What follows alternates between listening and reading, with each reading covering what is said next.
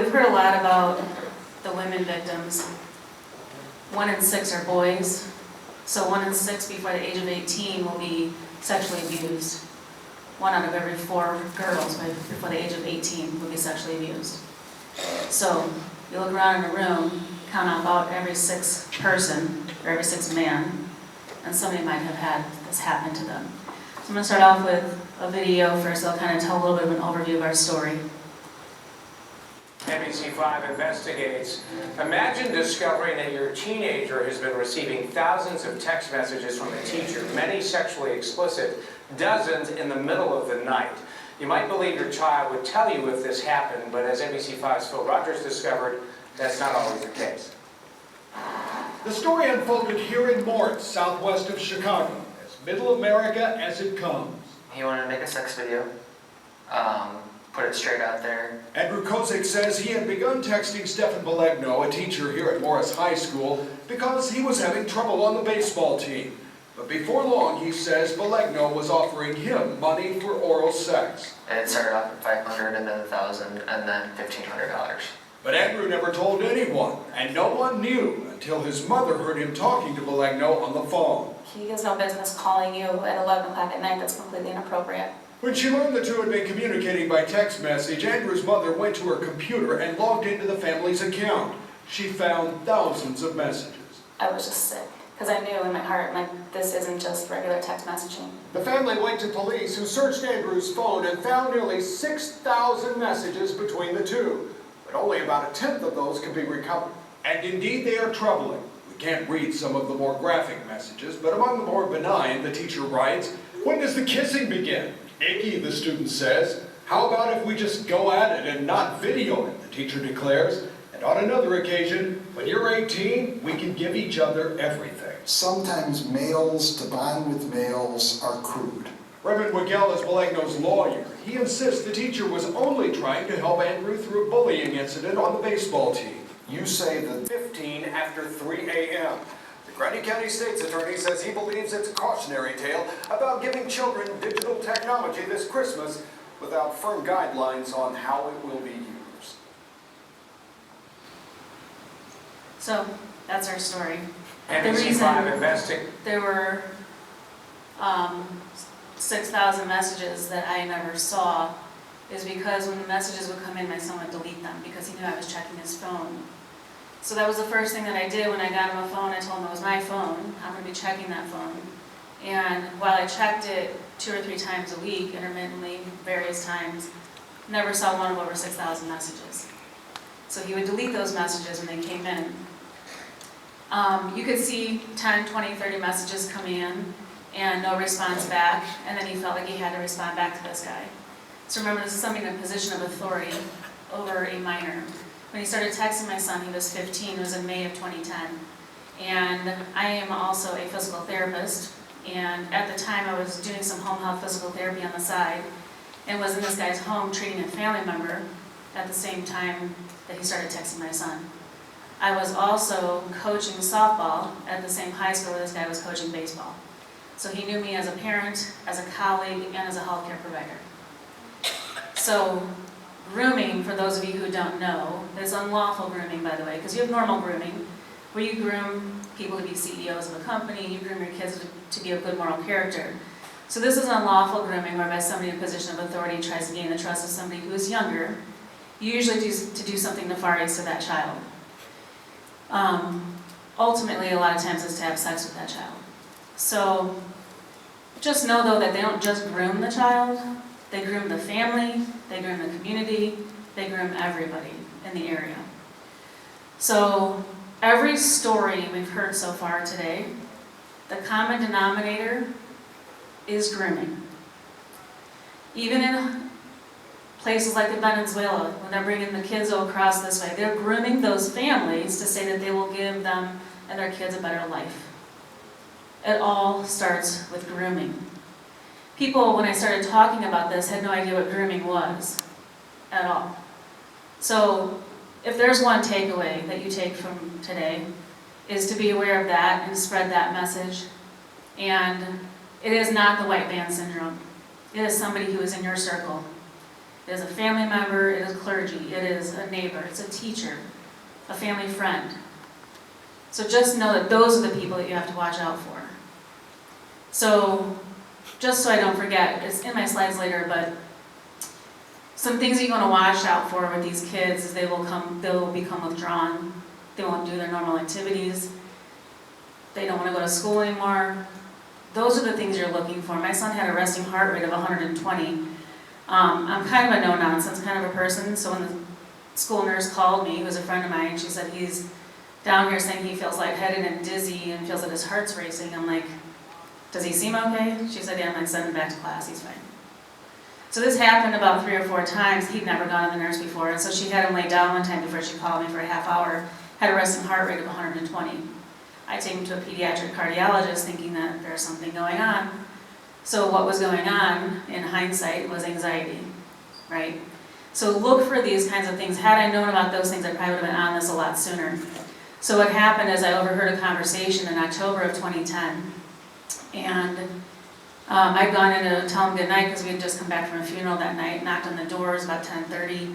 He was sleeping, I shut the door, I go about my business, get ready for work the next day, and I then start hearing him talking about a half hour later, and he's getting annoyed and really kind of upset, so he's a little bit loud so I could hear him, and he said, you know, I don't know how often you want me to call you, you know that I'm busy, I'm working 2 jobs, I'm taking a class in college, and then I hear him say, I'll just meet in your classroom tomorrow and pick up those paintballs. Excuse me? I knocked on the door, I said, who are you talking to? And he told me, I said, why is he calling you at 11 o'clock at night? Again, completely inappropriate. And he said that he was coming home from a Bears game, like listening to or watching the Bears game on Sunday Night Football, and was getting tired. I'm like, again, why is he calling you? You need to hang up the phone. So he hangs the phone up. And if you have a gut instinct as a parent, especially as a mom, follow that gut instinct.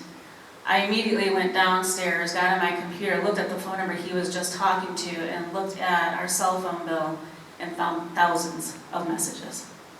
Now, it's just the phone numbers, it's your cell phone bill, it's not any verbiage. So I have no idea what he's been talking to him about. So I printed off about 3 weeks worth, took it to the principal the next day, and said, I think we have a problem. Principal sits back exasperated in his chair, and he goes, I just gave him a teacher's award 2 weeks ago. They groom the community, right? This guy would volunteer for everything. He would volunteer for all the extracurriculars. He taught metal shop, so he was around boys all the time. He was the perfect unsub if you've ever watched Criminal Minds, right? Parents had died when he was younger, lived with his grandparents, and did all the things that you would think that someone who's going after boys would do. Later I found out that they found a jump drive in his drawer at school that had pictures of other boys at the school, of their rear ends or the front of them, no faces. So this was his thing. And anyway, so the principal said, I'll meet with each of them individually and see what's going on. And I met with him later that afternoon. He said, they're both denying any wrongdoing. And I said, so as a mandatory reporter, are you going to report anything to DCFS? He said, my hands are tied. Both are denying any wrongdoing. But you are Andrew's mom, you can do whatever you want. You want to open up a DCFS investigation, you open one up. If they need somewhere to meet, they can meet here. He told me 4 different ways in that conversation to open up a DCFS investigation. You don't find this in every school system, they try to cover it up usually. This guy had been a counselor before, and he felt duped as well, right? He wanted this guy, I think, just as much as I did. So I go home and I start researching on how to find and get deleted text messages off the phones. It's got to be a way, it's a small computer, right? So this again was back in 2010, and I found a detective in Joliet, and that's what he did. He pulled deleted text messages off phones. So I get a hold of him, and he said, for chain of custody, you got to get it to your detective. I had filed a police report. I also called DCFS. And on the DCFS note, they're supposed to be out within 24 hours. 6 days later, they still hadn't called me. And so I called them at the local office, and they said, the person who has your file is on vacation. I'm like, so you guys just do nothing with this? I'm like, what if somebody's really getting injured? And me being me, I called the director of Illinois for DCFS immediately, and she picks up the phone, miraculously. I tell her what's going on, she starts typing, I can hear in the background, she goes, they should have been out there, last week. And she said, if somebody's not there today, I want you to call me back. So I get a phone call then from the local office again, and they say, we can't get out there until tomorrow morning at 8 a.m.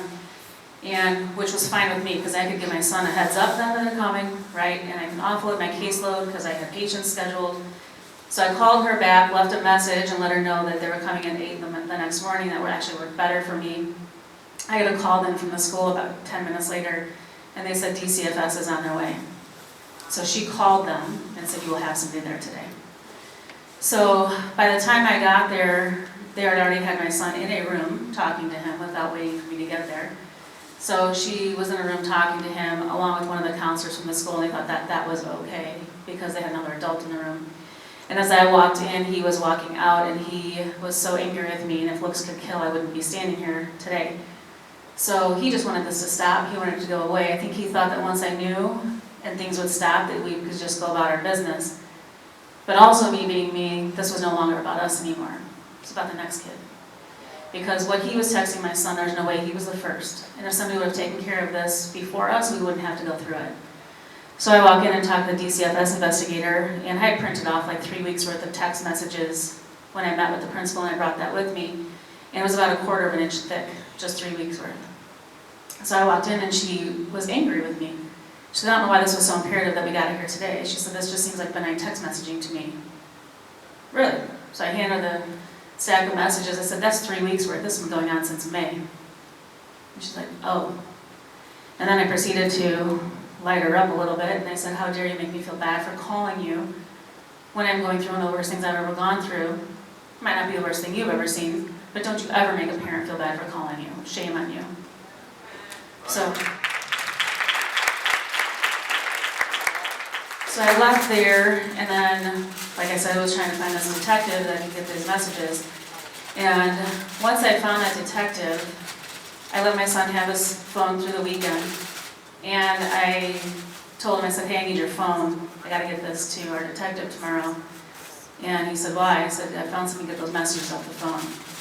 And his face just went green, and he wouldn't look at me. I said, there's something you need to tell me that I can't tell you. He goes, I'll talk to the detective tomorrow and to the principal. So then we proceeded to have a conversation about suicide. Because I was not going to lose my son to this guy in any way, shape, or form. I let him know that his life was valuable and that God had a purpose for him and that I loved him. And no matter what happened, I would always be there for him. And so would our family. And I said, if you have problems with your friends, we'll address that as that comes up. I said, but nothing is ever worth taking your life.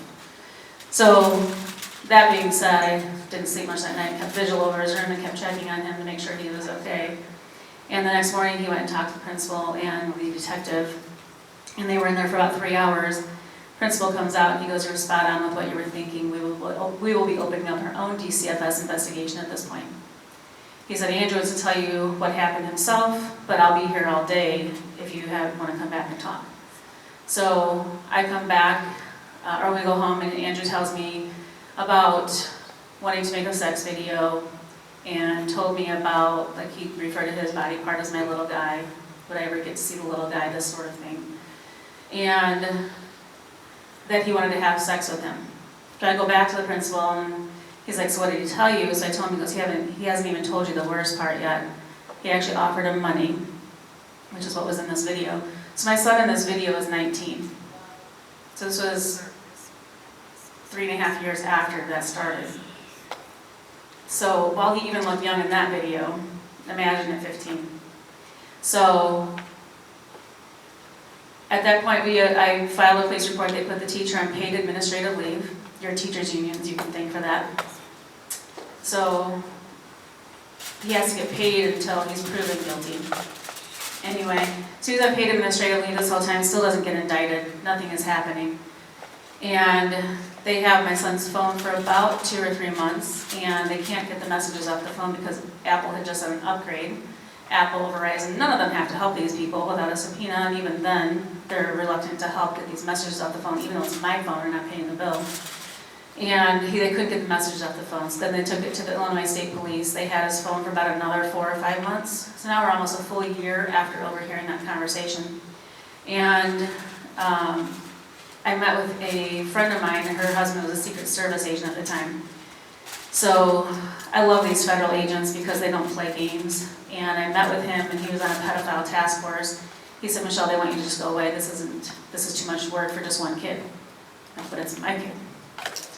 And he said, I'm going to give you 2 business cards. Keep one for yourself. You give one to the state's attorney and tell them that they don't have the messages off the phone in the next 7 days. You're going to turn over to the feds. I'll have it off in there in 15 minutes. So that's what I did. I went down to the state's attorney's office, gave them that message. We had the messages back in 3 days, which means they were probably sitting on them the entire time.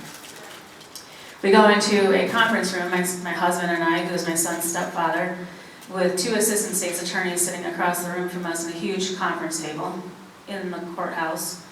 And we live in Morris, which is the county seat of Grundy County, so the courthouse is right there. And they have a stack of papers sitting in front of them, and there's an older gentleman. He said, I don't think we have enough to go on. There's too many gaps in the transcripts. And then the other guy was younger, and he said the same thing. And I said, are those the messages sitting in front of you? Now, I've never really gotten in trouble, and I have a ticket, or I don't know how this all works, right? I'm following their lead. So I've been pretty compliant and pretty docile up until this point. And then I became that. So they let me read the messages after looking at each other like, should we let her read these? I said, well, here's the deal, guys. I said, that's my property. So I will leave here today with that and my cell phone if you're doing nothing with it.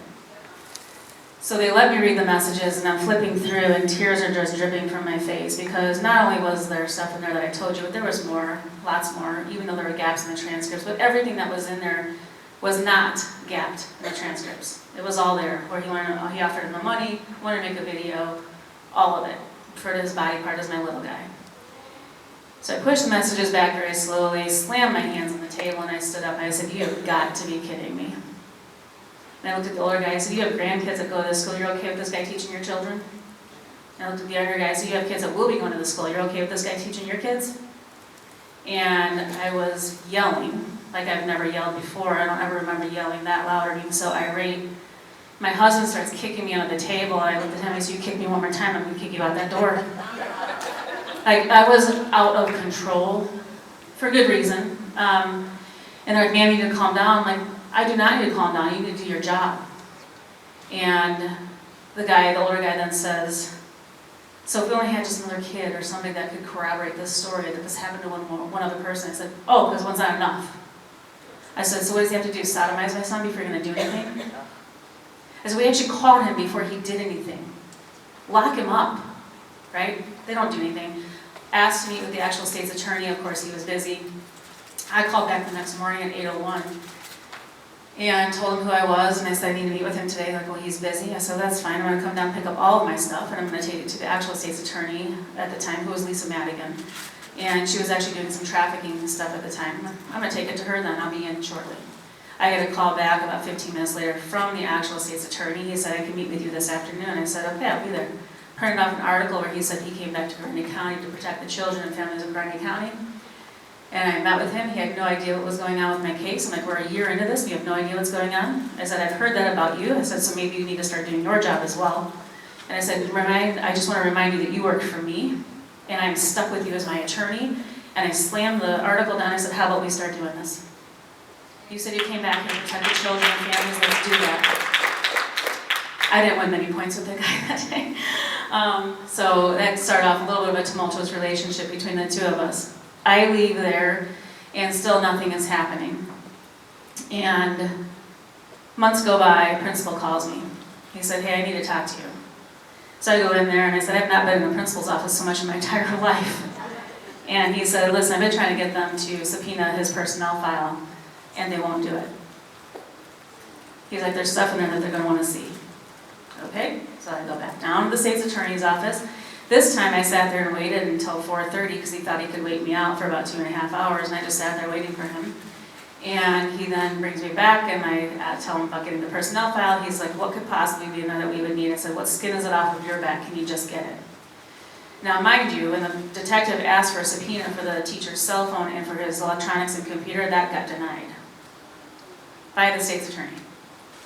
So I then, I leave there and they get the subpoena, and now the school calls me and the lawyers, the attorneys for the school won't let them release it to the state's attorney's office until I come down and sign off on it.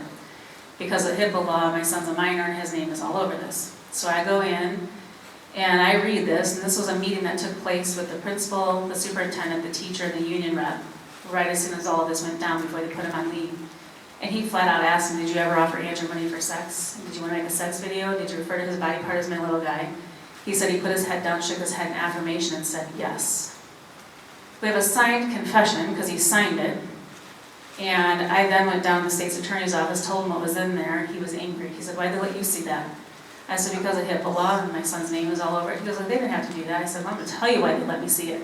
Because they knew how much trouble I've been having down here with you. And I'm going to tell you right now, if he's not arrested in the next 7 days, I'm going to have every major news station on your front lawn. So,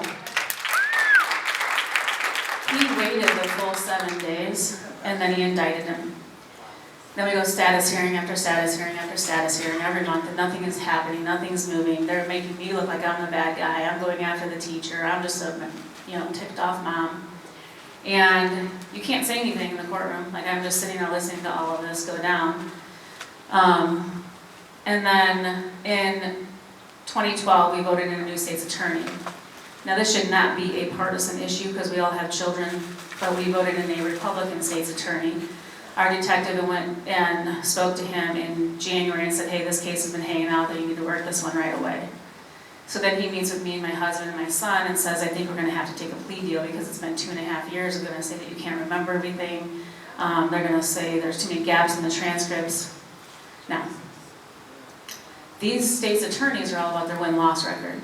I don't care about that. We need to go after this guy. And if you get him out there, maybe some other victims might come forward, right? So I was hot.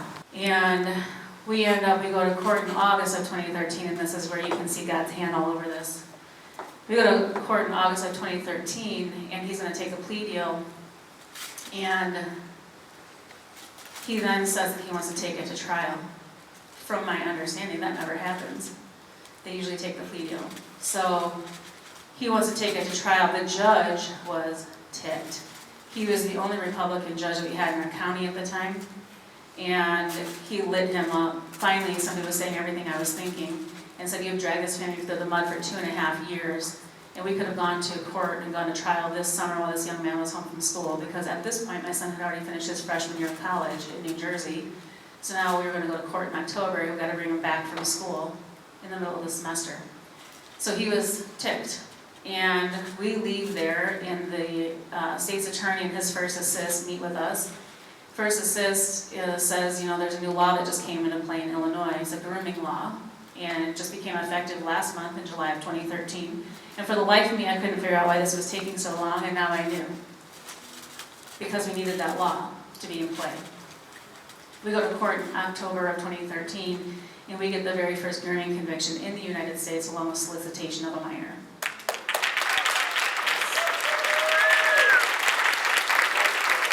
But again, it was by the grace of God that even happened. You can go to the next slide.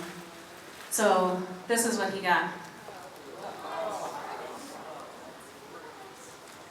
How about that?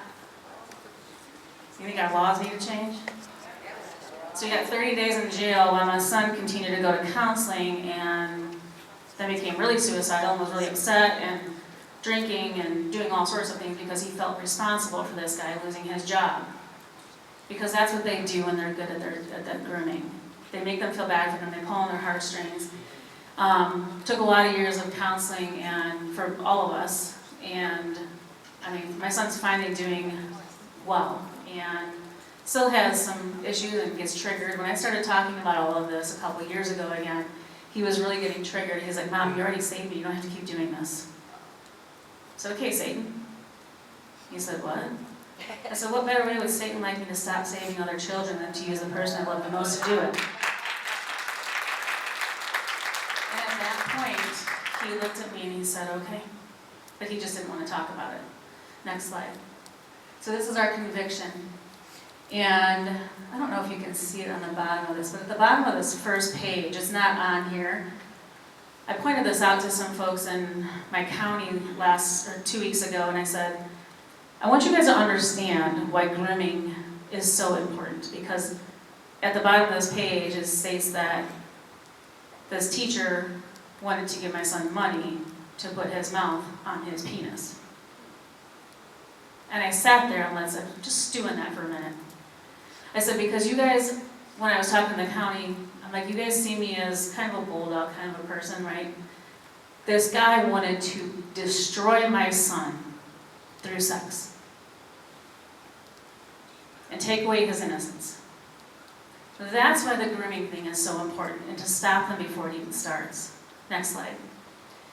So in January of 2023, I meet Amy Coelho, who is a trafficking investigator and a paralegal out of Texas. We're at an event in Nashville, and I meet her at a dinner, and she starts telling me about some cases she's working on. One of them being the La Luz del Mundo case. You go to the next slide. La Luz del Mundo is a church cult. It's in 74 different countries. The women in the church prepared the kids in the church for the men in the church. Also some bestiality going on. Took her 10 years to get this guy convicted. They could only get him on child abuse charges. Not even on trafficking, because he took a plea deal. So they ended up, again, by the grace of God, they were in a court-appointed, the court-appointed judge in this court was by President Trump. And they were cutting their plea deals. Well, the ultimate sentencing actually is in the hands of the judge. So he was only going to get 3 years. She had 9 Jane Does, only had 3 of them testify. And that judge said, you guys can make all the plea deals you want in these back rooms. He gave him 18 years in prison. Which still isn't enough. Jesus said that it would be better for them to have a millstone tied around their neck than to hurt one of these little ones, right? Jesus was in favor of the death penalty when these kids are defiled or hurt. I am in favor of the death penalty. So the death penalty is actually in play in Florida, Tennessee, and Idaho as of 2 years ago. That needs to be throughout the entire country. Next slide. So we'll sit here for a minute. I want to tell you a little bit more about Amy. She then tells me about one of her other clients is a Larry Nassar gymnast. And so I'm going to talk about my niece's little case from Illinois, right? And I start telling her, and she's like, hold on, are you from Illinois? And I said, yeah. She goes, when was that? I said, 2013. He was sentenced in January of 2014. And she got tears in her eyes and grabbed my arm. She goes, I can't believe I'm meeting you. I need to get a picture with you and send this to my team. What are you talking about? She said, we use your case for every single trafficking case we bust because we have to prove the grooming in order to prove the trafficking, even the cases I just told you about. We used your case in all those cases. So, again, God's hand, right? Because literally 5 days before that, I was laying in bed thinking, like, God, is anything I'm doing making a difference? Because I was in one of those people going to the school boards fighting for our kids to get the masks off of them and trying to wake these people up that this was an agenda. And I felt like I was running in mud. And then 5 days later, he puts Amy in front of me and says, let me show you how great I am, right? So we start talking, and I said, so if you're using this for every trafficking case, she goes, no, you don't understand. This is being used by everybody in the country who is working a trafficking case because there is no other grooming conviction in 10 years. So she said, I think they're taking plea deals, and that's why we have to get something put in play where they can't take a plea bargain if they're charged with grooming. So we happened to be in an event where General Flynn was, General Michael Flynn, Trump's former national security advisor, and his sister Mary Flynn O'Neill, who is the CEO of America's Future. So I had become acquainted with General Flynn already through going to these events, told him my story. He was very busy at this event. It's an all-day, 2-day event, and he said, let me introduce you to my sister Mary. And this was the only event that Mary had been to. So again, God's hand. So I tell Mary my story, and she said, first I need your grooming conviction because we have a case we're working right now in Tennessee, if you can give me that case. So I got her the case within a couple days, and then she said, we need to get you introduced to a paralegal out of Florida. Her name is Allie Hopper, we're gonna have Ally start working the criminal code in Florida and see if we can amend the current grooming law there and to get, make it so they can take a plea deal. So that's where we started. And very soon, Ally calls me, she goes, so there's no grooming law in Florida to even amend. So we took a step back and we realized that Illinois was the only state that had a grooming law in place back in 2023. So she started working with some reps and senators in Florida. I went down and spoke at one of their meetings. Representative comes and speaks to me and goes through my entire story, and he was in. And he had been a former pastor. So they worked very hard in Florida. She was knocking on doors, got the support they needed. It almost got killed by the Senate chair, who was Republican. So again, let that sit for a minute. So a lot of the stuff that I've researched over the last few years, we've heard that there are cops involved. Don't you think there might be judges involved, some attorneys involved, right? So I want to know who, he said I had 45 minutes. You're lying to me, Lynn? Anyway, so I'm thinking, who is the state's attorney trying to protect in our county, right? So that's the first thing I thought of. And then who is the senator trying to protect in her area? So anyway, long story short, we end up getting a grooming law put in place in Florida that was signed into law last year in April by Ron DeSantis. Shortly thereafter, we started working with a rep out of Iowa, Mark Thompson, and we now have a grooming law put in place in Iowa, which was actually put through House and Senate, full bipartisan support, 100%. Right after that, Arizona had an issue, and with a softball player, coach was grooming the softball player. They get a hold of Florida and Iowa, take the Illinois law, and they combine all that. Now Arizona has a grooming law in place. And then there was a mom in Georgia whose daughter was groomed and subsequently molested by a YMCA gymnastics coach. And this mom, Susan Cobb, was trying for 3 years to get a grooming law put in place in Georgia, was coming up against a brick wall all the time. But now we have 3 other laws that just fell. So she goes again, and now because these laws went through, Georgia went through. This is how this is going to work, right? We just need it to start taking its own form. So after that, I have a cousin who is in Montana, and her daughter was being groomed by somebody on Snapchat, and she bought a Bark phone, which after hearing me talk, I talk about Bark. So they have phones that, you know, you can get the messages coming in out of your own phones that go to your kids' phones, and they have apps too that you can use. So she has this for her, starts getting a message that her daughter's being groomed, and took it to her. I told her to take it to her local police department. They and the local sheriff told her she just needed to be a better parent. I said, take it to your local FBI. So the FBI had been trained by ICAC, which is Internet Crimes Against Children, found out that that person that was texting her in Montana was actually living in Iowa. So now we have a federal issue, crossing state lines, right? So I said, you need to get a rep or a senator now in Montana that will sponsor this bill. And her boyfriend's cousin is a Democrat rep. She was all over this. And she wasn't sitting on the correct committee, so she turned it over the aisle to a Republican rep who was sitting on the correct committee. This is how our government's supposed to work. They're supposed to work together, right? Especially in an issue like this. So this representative's name is Love, and they get 100% bipartisan support, House and Senate, and they pass a grooming law in Montana. This is the law that needs to be model legislation for the entire country. I gave this to Senator Janelle. If this doesn't become law in Indiana, when you guys have a supermajority here, there's a huge problem. So then again, I'm going to think, who's involved, right? You have a supermajority of Republicans, because this happens on both sides of the aisle where these kids are being groomed by these politicians. So in that law, if somebody's being groomed by 18-year-old or older, and they are 12 years of age or younger, is 100 years in prison, no chance of parole for the first 25. If they get out at 25, it's a lifelong satellite surveillance. Same thing if it's somebody who's 16 years of age or younger, but it could be 4 to 100 years, but no chance of parole for the first 25. So I just want to go through some of these. You guys can take screenshots of this if you want. You can get your cameras out, but just things that you need to look for here. That this happens again, like I said, by somebody that they know.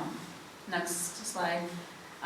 They will target the child that's vulnerable or shy, like they use the guy used the bullying incident, right, on the baseball team.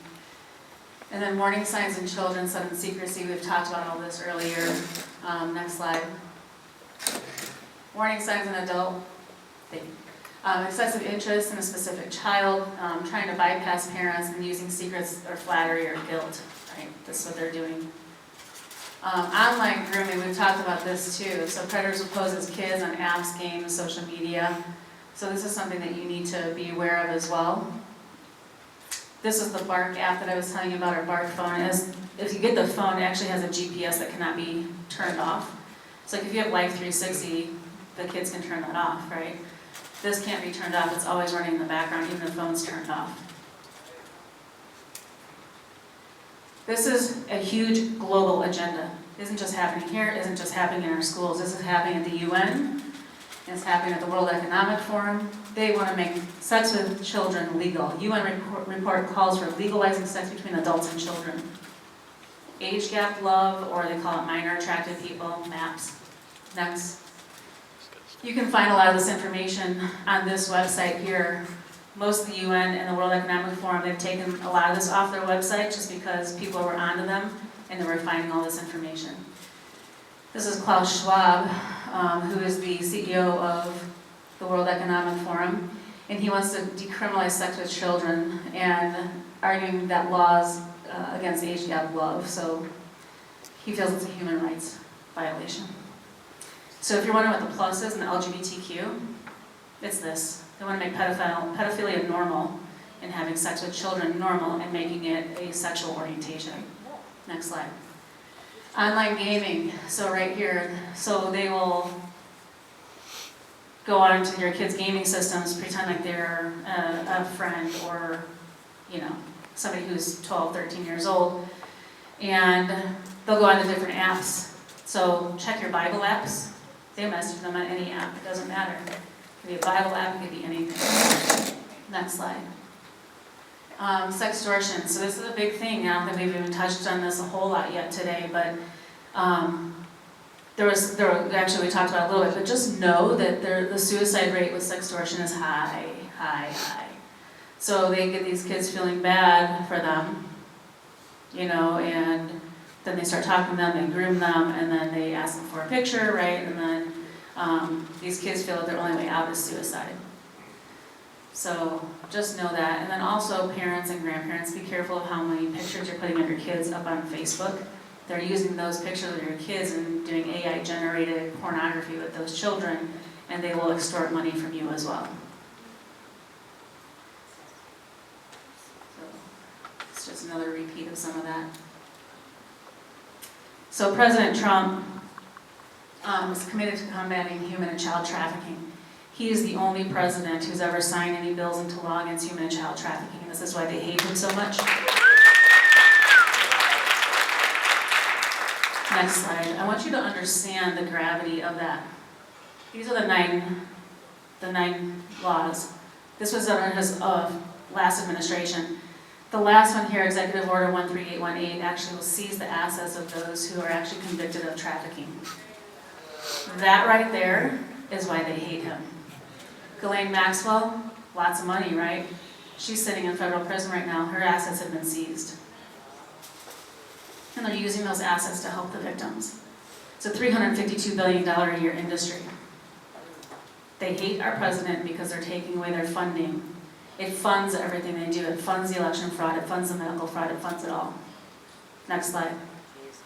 This is why Andrew's Law matters. So the laws must match reality.